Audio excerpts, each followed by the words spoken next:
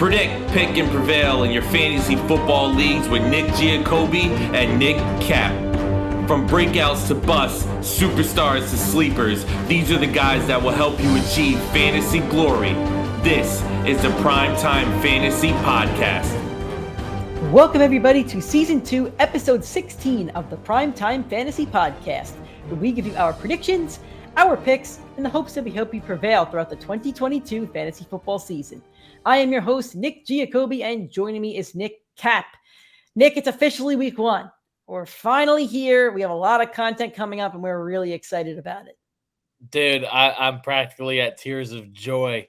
I'm at first and foremost, I'm a Jets fan, but second most, I'm a football fan. And well, with the Jets, that should be tears of sadness, not tears of joy. It's whatever season this is. At the first game of the year, we get the defending Super Bowl champs, the Rams, versus, in my opinion, the best team in football. I mean, there's a clash for the ages coming on Thursday. It's going to be a lot of fun. And speaking of Thursday, this is our first announcement. We're going to be live Thursday. Instead of giving you a pre-recorded show on Thursday morning, we're going to go big. It's kickoff, first game of the season. We're excited. You should be excited. If you're not excited, you're not a football fan, and you probably shouldn't be watching the show. But we're excited. Thursday, we're going to go live, 6 p.m. Eastern time on Twitter, Facebook, and YouTube. It's going to be our first live show of the season, and we're going to talk about Thursday Night Football. We're going to give you our over-unders for the quarterbacks, the receivers, the running backs. We're going to tell you who we think is going to be your top fantasy scorers of that night. We'll answer some of your questions if you join the chat. If you have any questions about Thursday night, we'll answer them. If you have questions about Sunday or Monday's games, we'll answer those as well. But it's going to be a big Thursday Night Football extravaganza preview. We're going to have a lot of fun with it. It's Thursday, 6 p.m., Twitter, PrimeTimeFFPod, or YouTube or Facebook, PrimeTime Fantasy Podcast. Aside from that, if this is your first time watching or listening to the show, thank you so much. You could find us on every single podcasting platform, but not limited to iTunes, Spotify, Google Podcasts, Anchor Podcasts. If you're on iTunes or Spotify, please give us a 5-star rating and a review. This week's going to be a tiny bit different, but starting next week, we're giving you 4 episodes a week, podcasting episodes a week. Monday, your preview for Monday Night Football and a weekend recap. Tuesday, waiver wire, short and sweet. That'll be your episode. Day off Wednesday. Thursday Night Football preview. Again, very short and sweet. Friday, it's going to be your biggest show of the week from us. Probably going to go close to an hour, but it's all your content that you need to prepare you for Sunday. Your last show of the week is going to be on Sunday, and it's going to be live, 8:30 a.m. Eastern time, bright and early, right when you wake up. It's before NFL Network. It's before ESPN. You could still watch your favorite shows, but you could watch us before at 8:30 a.m. Eastern time. That's going to be on Facebook, YouTube, and Twitter, same as the live show on Thursday. So our first live show is going to be for week 1 this upcoming Sunday. It's September, is it 11th? I think it is September 11th. So we may want to do a little bit something for that. Me and Nick are New Yorkers. So we'll talk about that a tiny bit, but it's going to be a lot of fun. So it'll be this Sunday. You could join us with questions. If it's too early for you, tweet us or text us your questions and we'll talk about it on the show. And we'll answer your questions. Drop our Instagram graphic on Instagram at PrimeTimeFFPod. We post a graphic on the Saturday before. You could drop your questions there and we'll answer them. So if you're not up at 8:30 or 9 or 9:30, whenever the live ends, you could hop back in. It'll still be up on YouTube, on Twitter, and on Facebook for you to watch back, and you could go see the answers to your questions. We answer every question that comes through. Yep, and if you do tweet us questions on Sunday morning as well, we'll answer those. If you don't want to join in the live, that's totally okay too.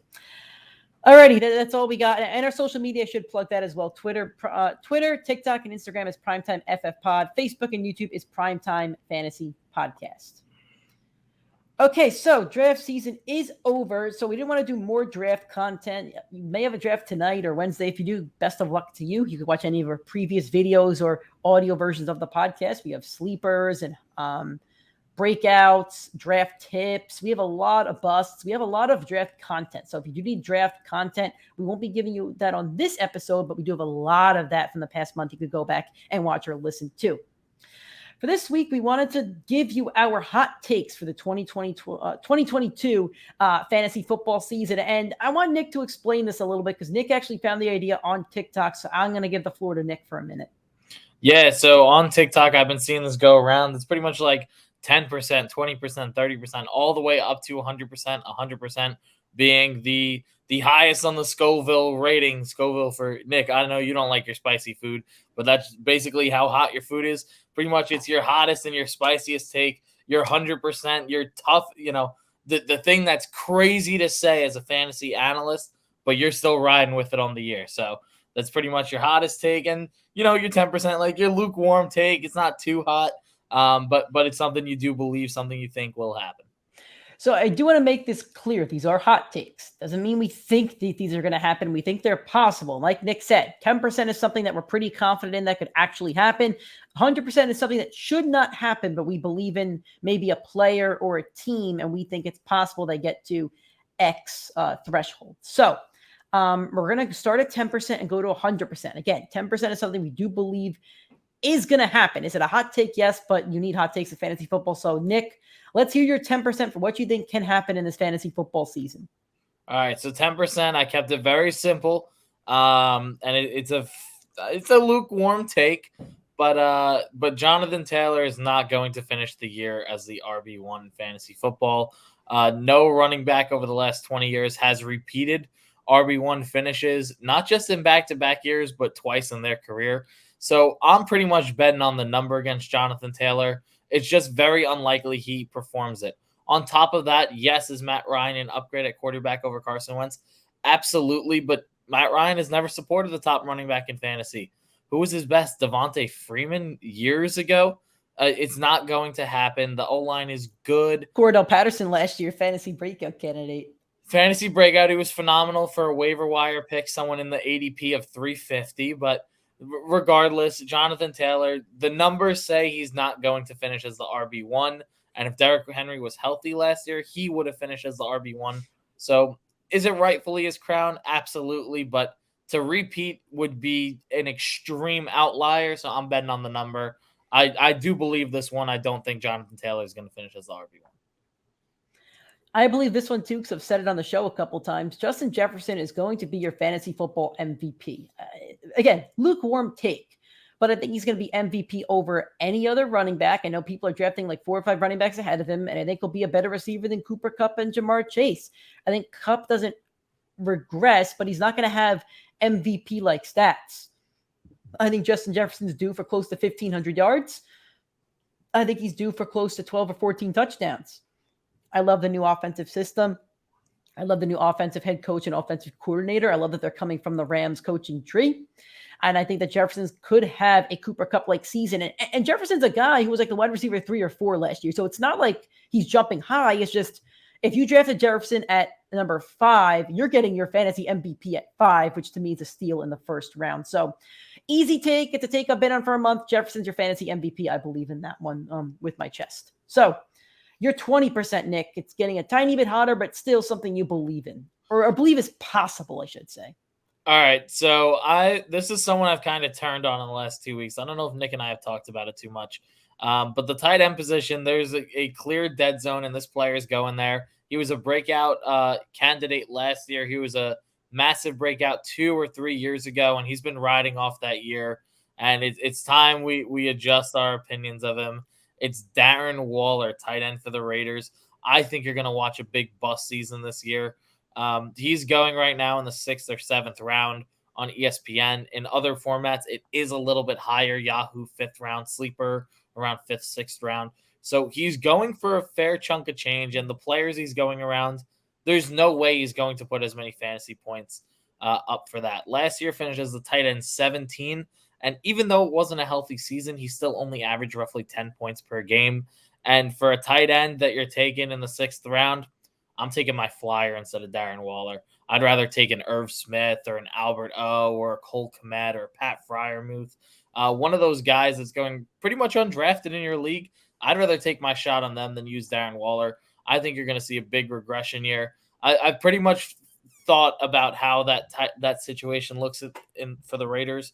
And the only person I really think Devontae Adams is taking a chunk of targets from, it's going to be Waller. Those red zone looks, they're going to Adams. They're not going to go back to Waller.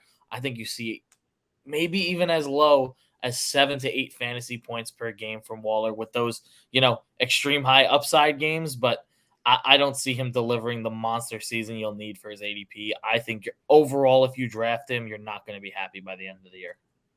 Yeah, I'm with you on that. That's why he was my tight end bust last week. At 20%, I almost made this take less spicy, but I'm going all in. Jalen Hurts is going to be the quarterback one this year in fantasy football. I think because of this, if you look at the stats that Josh Allen had year 2 and the stats that Jalen Hurts had year 3, I spoke about it on our breakout show last week. I believe Jalen Hurts had more rushing yards, more passing yards, and I think 2 or 3 less touchdowns. The passer rating was right around the same. Year 3, Josh Allen gets a new coach, and he gets Stephon Diggs. Year 3, Jalen Hurts goes and gets A.J. Brown, that he's been working out with all throughout the offseason. I don't think Hurts is going to be the best NFL quarterback. I don't think he's going to be an elite NFL quarterback per se. I think he'll be right on the cusp of it this year. But from a fantasy standpoint, his rushing ability and his passing ability to add to A.J. Brown is going to propel him to be the number 1 fantasy quarterback this year. If you're drafting him in rounds 8 or 9 or even 7, you're getting a steal, in my opinion.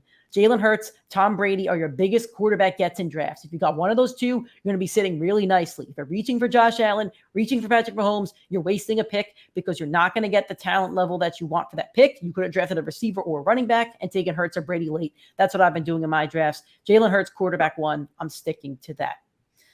30%. What do you got?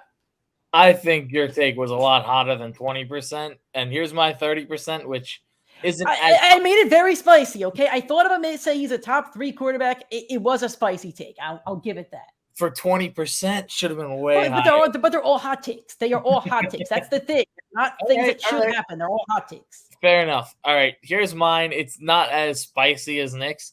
And I didn't use the word bust because I think it's impossible that he busts if he stays healthy.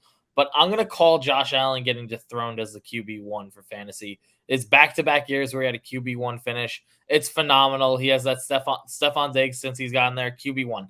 Monster season. I think there's a lot of upside in other players. I think Justin Herbert has that potential. Patrick Mahomes, he's going to throw for 5,000 yards this year. Like, Mahomes has the upside to get past Josh Allen, even though not a lot of people love him.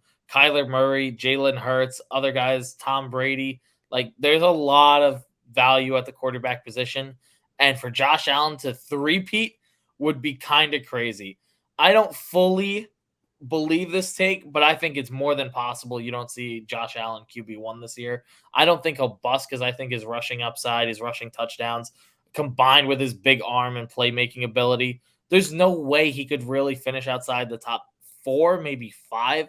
And that's still going to put up 350, 400 plus fantasy points easily. So I think he gets dethroned. I don't think he busts.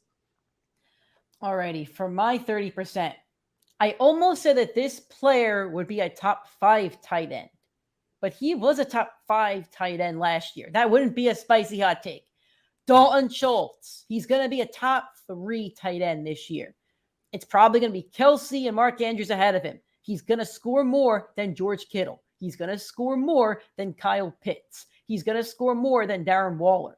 Dalton Schultz is becoming the number 2 receiving option on a Cowboys offense that needs to throw the ball. Dak loves to throw the ball. They're going to be down in games reversing a terrible NFC East. The Giants, the Commanders, the Eagles, none of them have good defenses. The Cowboys have a favorable schedule for the most part. The Cowboys are going to throw the ball a lot. A lot of those balls are going to Dalton Schultz. His stats have increased in each of his last 3 seasons. This is another kind of Tony Romo, Jason Witten connection. It's not the same. It's not 2 players that are on the cusp of Hall of Fame or not. Tony Romo's not a Hall of Famer, just to be clear.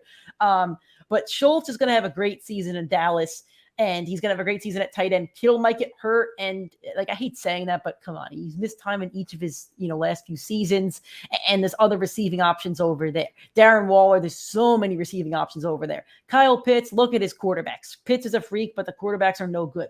Dalton Schultz, top 3 tight end this season. That's my 30%. Your 40%. What do you got? All right, I've been saying it for weeks. I'm shooting the shot, and this is a hot take, but I believe it. T. Higgins is finishing outside the top 24 for wide receivers. I think the wide receiver 2 position is being way overvalued in fantasy drafts this year. You're looking at Jalen Waddle, T. Higgins, Mike Williams. These guys are going off the board in the top 15. That's absolutely absurd. And all these guys have not great quarterbacks really throwing to them. I know Joe Burrow's the best of the group, but Joe Burrow had the best year he's had, better than his college years. Put it all together. And T. Higgins made his name in 3 or 4 weeks last year. Let's be honest. You were not happy with T. Higgins' performance outside of those playoff games of football and outside of 1 or 2 30 to 40 point bombs that he put up earlier in the year. So T. Higgins, it's exactly what we talked about. It's the Mike Evans play. It's the insanely high upside with the insanely low floor. And this year, I think you're going to watch the Bengals players hit a lot more of their floor than you'll watch hit their ceiling this year. I trust Joe Burrow as a quarterback, but for fantasy and for fantasy football to put up numbers to these three good receiving options, I include Tyler Boyd in that because Boyd has fantasy value and had value before Jamar Chase was there. That ball's getting spread around. I think T. Higgins obviously has the upside to finish in that range, but I could see T. Higgins being a Tyler Lockett where he puts up the one monster game of the year or the 2 monster games in the year, and that was it. You're going to see a 2-catch game. You're going to see a 3-catch game. You're going to see possibly even a 0-catch game in those tough defenses that they're going up against in that division. So for me, I'm shooting the shot. I'm comfortable saying it. I don't think it's a hot take. Your entire anti-Bengals like aroma this offseason is a hot except take in Mixon. itself. I do like Mixon. You do like Mixon, but you're out on like you compare you like it almost like you think.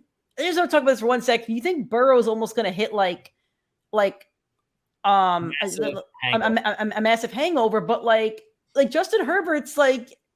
Justin Herbert doesn't win. Burrow wins. I know we're talking fantasy, but I don't see any reason why Burrow's not going to throw for more yards with a better offensive line. But it's a hot take. So you know what? I'll give you that is 100% a hot take in my opinion. So I give you kudos for that.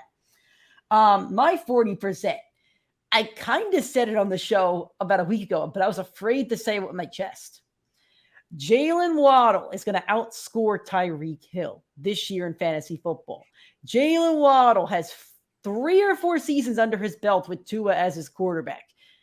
I know that they're paying Tyreek a ton of money, but you're telling me you're just going to throw him in there and say, all right, Waddle, you're not getting targets anymore. You're not getting your receptions because we're paying this guy money. That's just not what's going to happen. I think that Tua is going to target both of them a lot, and I think that their stats could actually be really similar. I don't think Tyreek's going to have 1,000 yards and Waddle has 500. I don't think Tyreek has 14 touchdowns and Waddle has 2. I just don't think it's going to happen. You don't have chemistry with a dude for 3 years and then toss him to the side. It doesn't happen. So do I fully believe this take? Would I put money on it? No. But is it a hot take that I could see happening? Yes. And that's why it's at my 40%.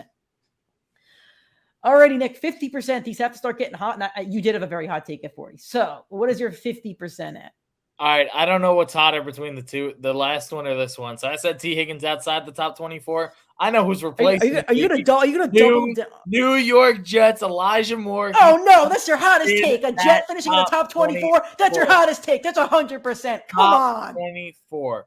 Elijah Moore. I've said it for 2-3 episodes on this podcast, and Nick always gives me a little head nod, but can't trust the Jets with it. I can't. Elijah Moore over a 6-week stretch was the wide receiver 2 in fantasy football. During those 6 games, he saw 4 different quarterbacks throw him the ball. That proves Elijah Moore is QB proof. So even if you don't believe in the Jets and the structure and the coaching, well, it's the same exact thing going into this year. And he had that monster 6-week stretch followed by a season-ending injury. You want to know who else had a monster stretch like that? And who's going inside the top 24? And who has a bad team? And who has a bad quarterback? And who has a good amount of weapons? Amon-Ra St. Brown, who's getting all the hype. Another rookie receiver, drafted around the same range. Both extremely talented. Both had monster production for a monster amount of weeks, regardless of their poor situation. Elijah Moore's value in fantasy is being way overcast, where we're comfortable taking guys like Amon-Ra, who I'm a believer in. I trust Amon-Ra this year, but we're trusting Amon-Ra to put up the massive stretch that he did, where he was the wide receiver 4 or 5. Well, Elijah Moore, you had another week or another 2 weeks, and he was the wide receiver 2. So it's the same exact situation. It makes no sense why Elijah Moore is falling down these boards and Amon-Ra is going up. If you want to say Garrett Wilson, is going to interfere and maybe take over the wide receiver 1 ranks. Well, why aren't we going to talk about Jameson Williams coming in 4 weeks into the season? It looks like he's going to be ready by the end of September. People thought he wouldn't be ready till mid-November, which is why Amon-Ra had this much stamina. Both of them should have monster years, but Elijah Moore, his ADP is way too low. He is delivering an Amon-Ra sophomore massive breakout year. I'm all in on Elijah Moore with chest, as Nick's been saying. I back it. You know what? I like that. I like that comparison there. I think the only reason why Elijah Moore is not compared in that way, like you just did, is because Amon-Ra had his last 6 weeks and helped win fantasy championships, whereas Elijah Moore fell into the dead zone of the middle of the season. But you know what? I like the take. So here's what I'm just going to say. You said his last 6 games were hot. So were Elijah Moore's because he was hurt, which is why he didn't. And so was David Montgomery. So was David Montgomery game again. So anyway, my 50%. AJ Dillon is outscoring Aaron Jones. I'm going back-to-back takes where the stud's not going to be the highest player on his team. AJ Dillon had, I think, more yards than Aaron Jones last year. He did play more games. He had more touchdowns. Aaron Jones is probably going to get more receptions. Aaron Jones will probably catch a couple more balls. But AJ Dillon also catches balls, and Aaron Jones has had a bit of an injury history, and he's also older. I'm going to take, what do they call him? Quadzilla. I'm going to take Quadzilla in this one. They love A.J. Dillon for a reason, and I think that he's going to eclipse Aaron Jones as the running back 1 by the end of the season.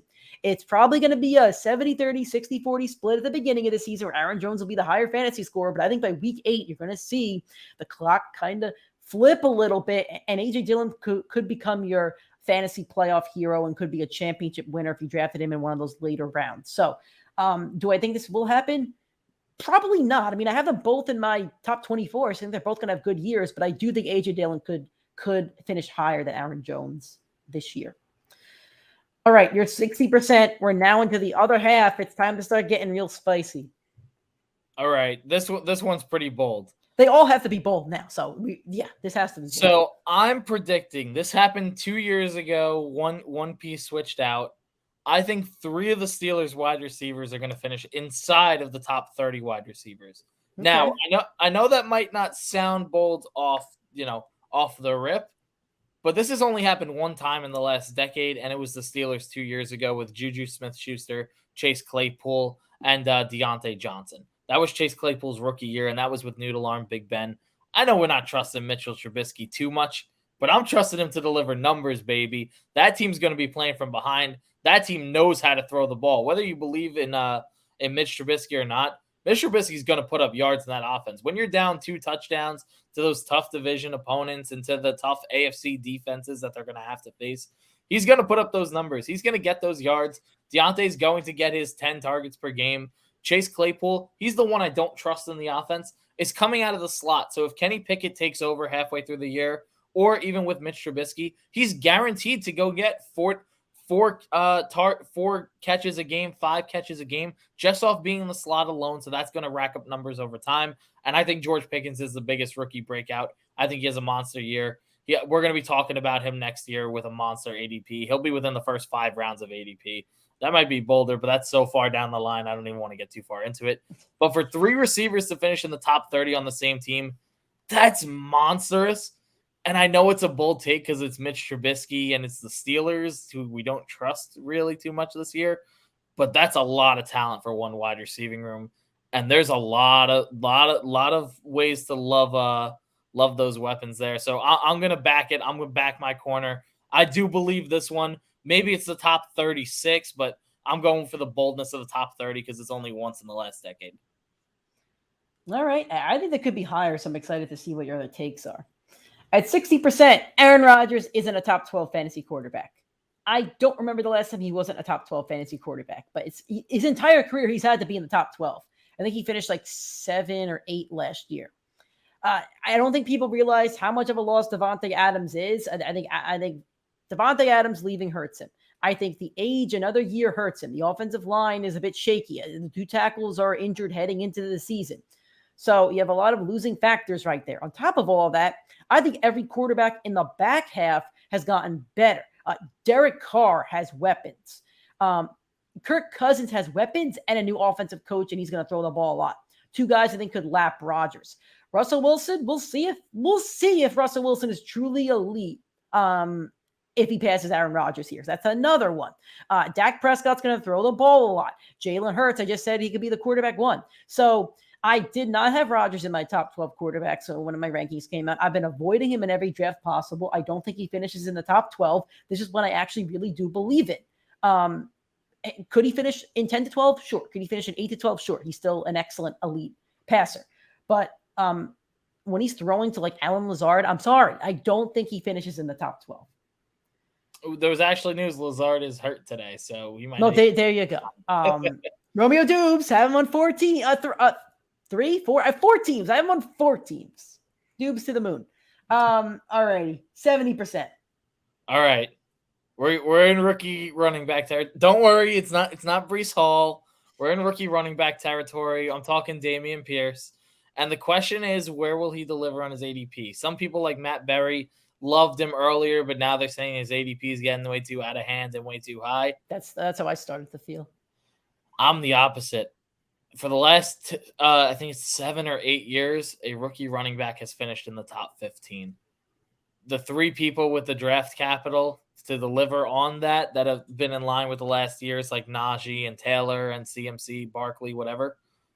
It's Breece Hall, Travis Etienne, and Dameon Pierce this year. And James Robinson is playing week 1. Michael Carter is going to get 40% of the snap share.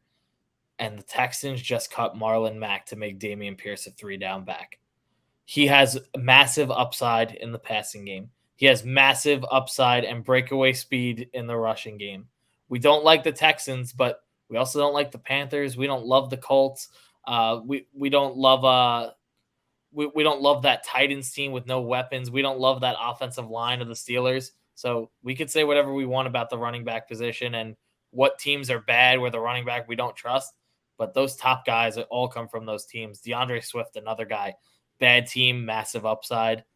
I'm calling Dameon Pierce as the rookie that finishes in that top 15. If he finishes in the top 15 just per ADP, he would have to beat out one of Nick Chubb, Saquon Barkley, James Conner. Those are the bottom 3 on that ADP list. So I think it's more than possible with him being a 3-down workhorse. He'll probably see 70% snap share or above. I think it's a very bold take, and I think a lot of people are starting to fade him at his ADP. I'm still comfortable taking him where he's at. I think he should be climbing a little bit even higher up the boards. All right. My 70%. Austin Eckler isn't a top 10 fantasy running back. Oof.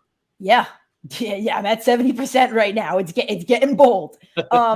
Running backs I like over Eckler this year. Jonathan Taylor, Christian McCaffrey, Derrick Henry, Dalvin Cook. There's 4 right there, and he's being drafted ahead of some of those guys. Let's get into the next batch. DeAndre Swift, Joe Mixon, Alvin Kamara. That's 7 right there. So if I'm already taking those 7 over Eckler, you need 3 other guys to step up. James Conner's available, Aaron Jones, A.J. Dillon, Nick Chubb's available. And then there's other guys that I really like later on. Josh Jacobs, Travis Etienne, Javonte Williams, if they actually free him. I don't think I'm Leonard Fournette. Leonard Fournette, people forget about him, and I just forgot about him. There's many, many, many talented running backs. I think Eckler's talented, but he said that he wants his workload to reduce a little bit. He's 27 years old. There's a lot of mouths to feed. They drafted another running back. I see so many negatives around Austin Eckler. Do I think he finishes in the top 10? I actually do, but it's a hot take. And my hot take is that I don't think he finishes in, well, what I truly believe is he doesn't finish in 1 to 5. He's going to finish somewhere in 6 to 10.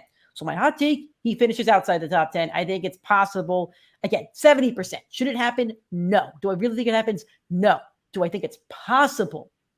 Yeah, I wouldn't be surprised at the end of the season if that happens. All righty, 80%. All right. I don't know how hot of a take this is, but you've had some hot ones, so it has to be hot. Everybody's hyping him up, and there's no way he's delivering on his ADP. He's finishing outside the top 20, maybe even 24. Saquon Barkley, what the hell are you doing in the second round right now? All right, I've said the stat to Nick 100 times, and I do not mind repeating it again and again and again. Last year's numbers. Forget, I don't care what anyone wants to tell me about his injuries and him not being fully healthy. 13 games is enough to put up numbers and to prove your talent on the football field. He's going into year 5 as well. 13 games played, less than 600 rushing yards, less than 3.7 yards per carry, only 4 total touchdowns, including in the air. So people are saying his workload is going to be in the passing game. When did Brian Daboll with Josh Allen throw to the running back? Where are 80 targets being made up from? And I know what you're thinking. Oh, well, they have Stephon Diggs and they have this massive team. Okay. Well, what about before Diggs? Because Brian Daboll was still the offensive coordinator. And Devin Singletary wasn't breaking out like that. Shady McCoy, his last year when he was running the ball, looked really well, but he was averaging over 4.5 yards per carry. Saquon Barkley is averaging 3.7. It is impossible to me that Saquon Barkley replicates his rookie year, and he's regressed every year since. It's impossible that he does this. He would be the first running back to 4 years later replicate their season. I think Barkley's washed. I know he's young. I know he's 25, 26 years old, monster athlete coming out of Penn State, but I just talked about the bad offenses and all the talent and skill, and like it doesn't really matter for running back, but Barkley doesn't have the talent anymore. It's time to just look past him on your board. He's going over Javonte Williams. He's going over James Conner. He's going over Nick Chubb. Further down the board, Ezekiel Elliott, Travis Etienne, Breece Hall, Josh Jacobs, J.K. Dobbins, Elijah Mitchell, Devin Singletary, Dameon Pierce, Kareem Hunt. These are all guys that over the last 2 years outside of the rookies, you would have trusted 100% more and have out-delivered. And that's not even going further down the board. Like, there is so much talent at running back, and I know it's a slim position where you want Barkley and his guaranteed workload, but it's impossible for him to put up the monster season that people are expecting. He will not deliver an RB2 season. It can't happen unless he's the biggest outlier in the history of the running back position, which I don't think he's going to be. No, I think you're right on that. I like that take. You're not going to like mine, but here we go. 80%. Derek Carr is going to lead the league in passing yards and touchdowns. Passing yards and touchdowns. That is why we're at 80% here. Hear me out. I think it was Brady who led the league in touchdowns last year. Well, Derek Carr, let's look at the numbers here. Last 4 seasons, over 4,000 passing yards. 3 of them were with John Gruden. Last year, without John Gruden, 4,800 yards, 23 touchdowns. The touchdown numbers weren't great, but that's okay. That's why Devontae Adams is coming in. Devontae Adams has been averaging like over 14 touchdowns a year for the past 3 years. I know that's with Aaron Rodgers, one of the greatest throwers of the ball of all time. That's okay. Derek Carr's at 23 touchdowns. He needs to get like 20, 25 more. And you know what? With Devontae Adams, Hunter Renfrow in year 3, who they respect him in that division. Derwin James said in an interview like 2 weeks ago that Hunter Renfrow gets overlooked and he's the best receiver in that division. He said that besides Devontae Adams. Like, that's a guy that people respect. Darren Waller, I know he's going to regress from a fantasy standpoint, but that guy's still wide open when you have those receivers. Derek Carr has his best offensive talent around him. You know what happens in year 9 for quarterbacks, for really good quarterbacks? They have their best season. Look at Matt Ryan, his MVP season. Look at Peyton Manning, Russell Wilson. The years that quarterbacks get to their peak is year 9. Derek Carr's in year 9. New coach, new wide receiver, new system. It's his best opportunity to do so. It's a hot take, yes. Do I think he could actually lead the league in passing? I do. That's actually something I do believe. I think he did that last year. He was number 2. So. Yeah, he had a lot of yards last year. But the hot take here is that he does the passing yards and the touchdowns. I think it is something that's possible. And that's all that you need in a hot take. So Derek Carr is MVP this year. I'm telling you it's possible. If Derek Carr leads the league in passing yards, I wonder what his MVP odds are right now. Because Matt Ryan was not supposed to win MVP that year, and he went out and had his best season ever. With Dan Quinn as his head coach, his defensive mind. I know he had, what's his name as the coordinator, Kyle Shanahan, but still. Derek Carr, that's my hot take at 80%. I can't wait to see your next scoot, too. Oh, they're bad. They are bad. They are bad. You're 90%. Let's hear it. All right. Well, you talked positive on the Raiders. This has been my take since week first episode, maybe second episode of the podcast. Yep. Cortland Sutton is going to outscore Davante Adams in fantasy points this year. I know it's a hot take. I know Davante Adams. He's been this monster, this perfect wide receiver, like that God, like smashed the bolt of lightning, put it in Aaron Rodgers' eyesight, and said, "You will be wide receiver one. You will be all elite as a wide receiving talent for the Green Bay Packers." And now he's got Nick's MVP, Derek Carr, and Josh McDaniels, who busted as a head coach and didn't deliver. Every arrow is pointing down for Derek Carr. He had an offense where he was the only receiving weapon at wide receiver or tight end. Offense is putting down for Davante Adams, not yes, for Davante Adams. He's going into an offense with Darren Waller and Hunter Renfrow, who both demand massive target share in the offense. Number 2, new head coach going from Matt LaFleur, who loved to do 2 tight end sets and 2 running back sets, which meant your wide receiver was going to be on the field all the time. Davante Adams is not going to see 100% snap share like he did in Green Bay. I think it was like 97 plus. It's going to go down. It's going to be closer to 85 to 90%, just because with the volume, they're going to rotate. They're going to put in 3 tight end sets and put in a running back. They're not going to use Davante Adams like he was used in Green Bay. Now, Josh McDaniels also loves to spread the ball to his wide receivers. Matt LaFleur said, "Let's just pound Davante Adams, our best weapon, who's been healthy." Another thing, back-to-back MVP, Aaron Rodgers. Derek Carr, 4th best quarterback in his division. Tough. That's not true at all. Who's he better than? Herbert. What has Herbert done more than Derek Carr? What has Herbert done more than Derek Carr? Herbert hasn't been. Has Herbert been to a playoff game? Who would you take? Derek Carr or Justin Herbert? For one season? For one season. One season. On the same team. Same team. Derek Carr. You're on cocaine. Justin Herbert's not a winner. I'll stand by that. He's a stat sheet stuffer. He went 9-8 or 10-7 and lost because his head coach called timeout. He would have been the 5 seed. But Derek Carr went to the playoffs. Derek Carr beat him to go to the playoffs. Derek Carr went to the playoffs. Derek Carr's more of a winner and has done more with less than Herbert has. Fine. You want to say Herbert? I'll completely disagree. Now, how about Aaron Rodgers? Back-to-back MVP. He's a downgrade from Rodgers. That's true. But everybody's a downgrade from Rodgers. That's Tom Brady. It's taking away from his workload. Davante Adams' workload is going down. I didn't get to Sun, and I'm not going to waste too much time on it. But gets Russell Wilson, QB upgrade. Gets Matt LaFleur's offensive coordinator, who produced the back-to-back MVP, who targeted the wide receiver one like crazy. Cortland Sutton, arrows up. Davante Adams, arrows down. Davante, I project, will finish somewhere between the wide receiver 8 and 10 on the season, which is not crazy. If he saw a 15% regression from last year, he finishes at the wide receiver 8. So it's totally legitimate that he finishes there. And I think Cortland Sutton puts up close to his numbers and above from his monster 1,000-yard season with Drew Lock. If that ups the touchdown number to 10 from his pitiful 3 or 4 from that year, that put him all the way up to the wide receiver 6 or 7 on that year. So it's very possible with just slight changes to their most recent dominant season. I know Sutton had the injuries. I'm not going to count that as much as a 1,000-yard year. You watch that role flip. This is the one I'm saying with Chess. I've said it for 16 episodes. I'm saying it again.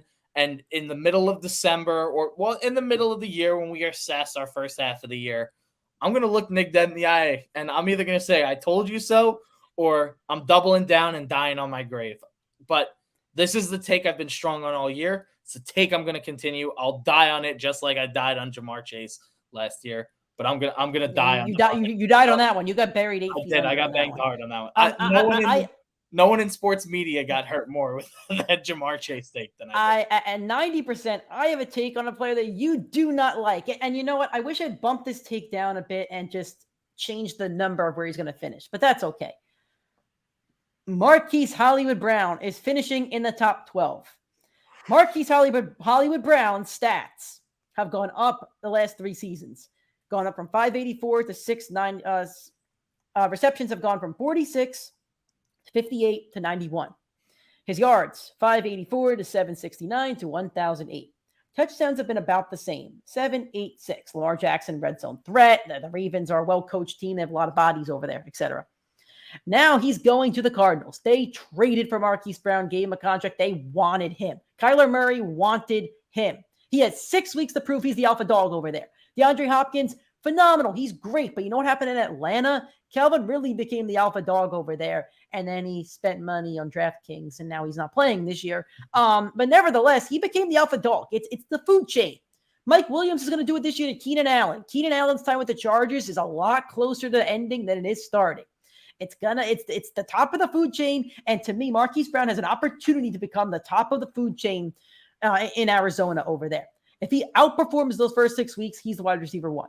Hopkins is great, but if Hollywood Brown comes in there and he has like 500 yards and a couple touchdowns by week 6, Hopkins is not coming in there and just taking everything away from him. It's just not going to happen. You can't take away that chemistry of what Kyler and Marquise Brown are doing. I am banking on Marquise Brown having a great season. I've been drafting him in all of my leagues. I have him in 3 out of 5. I couldn't get him in one because of Dynasty, and the other receiver was chosen.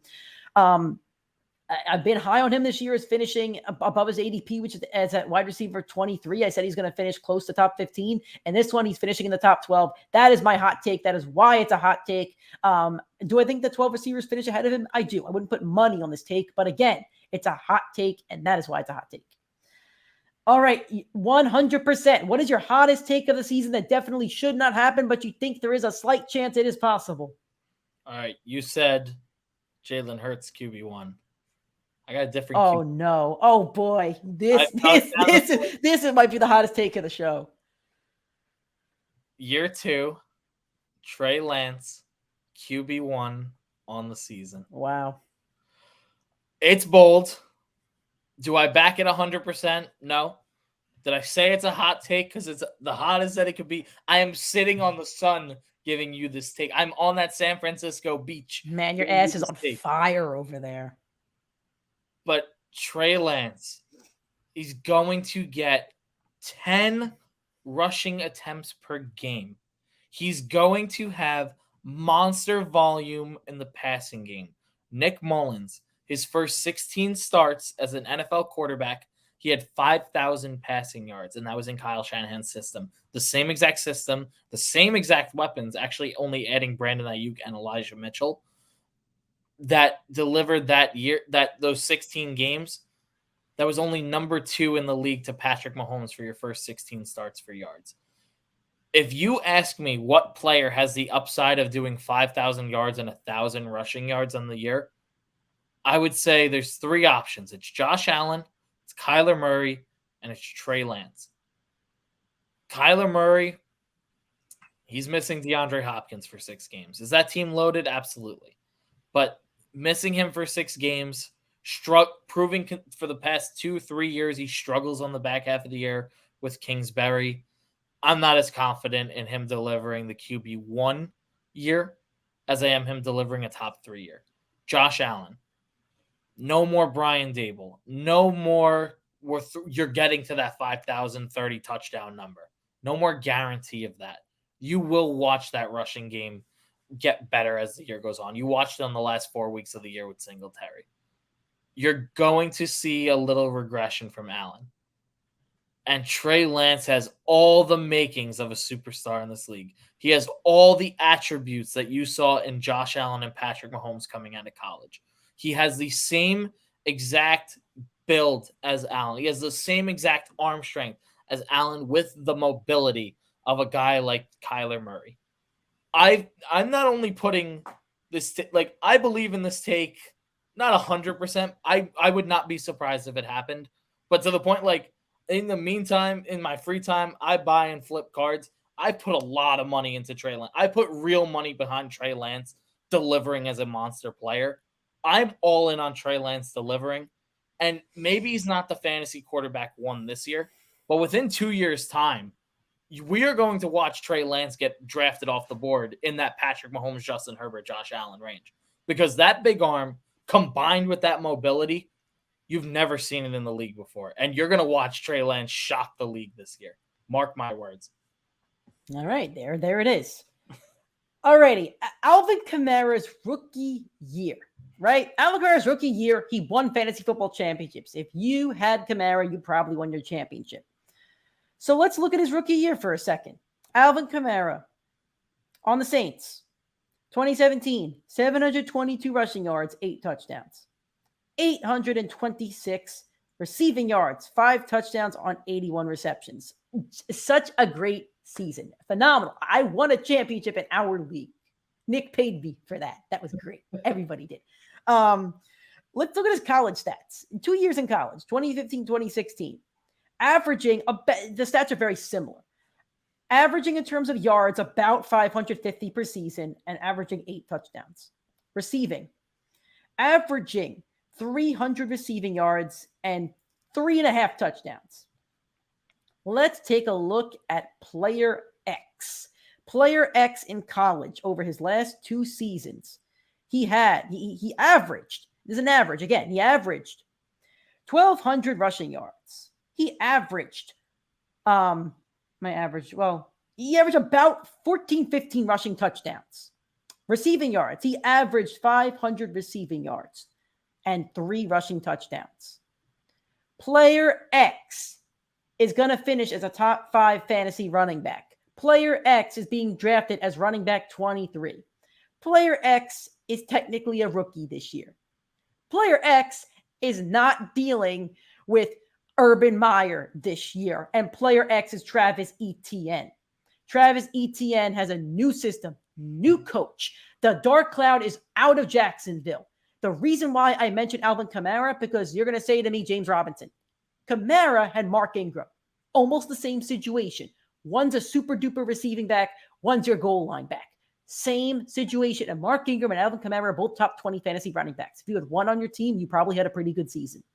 I think James Robinson is not going to be Mark Ingram, but I think Travis Etienne has a chance, a slight chance to be Alvin Kamara. He is running from the slot in a lot of plays. Trevor Lawrence is going to target him, especially on 3rd down. He's a 3rd down option. He was playing all 3 downs in preseason. And you know what else he did? He ran from the goal line. They're not even just using James Robinson in preseason. I know he was injured, but they're trusting Travis Etienne from the goal line.